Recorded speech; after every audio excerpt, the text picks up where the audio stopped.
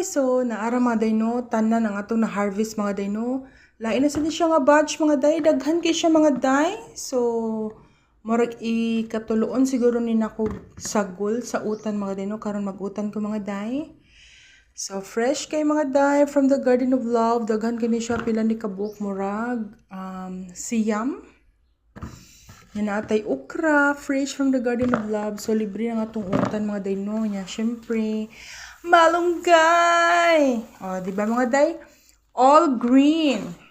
Yan, syempre, dili mawa ang ato ang tanglad. Fresh from the Garden of Love.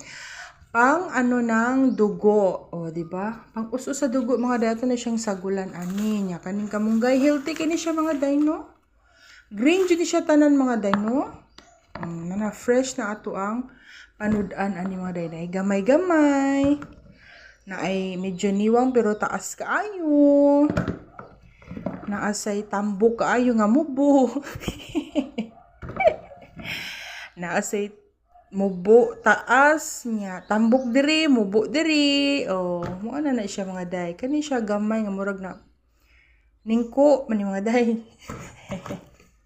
Sige mga day, mga day no. Lami king pamatian ni mga day kay libre siya. So, gikan sa tong garden fresh. Bye bye mga day, mag-utan ako mga day no.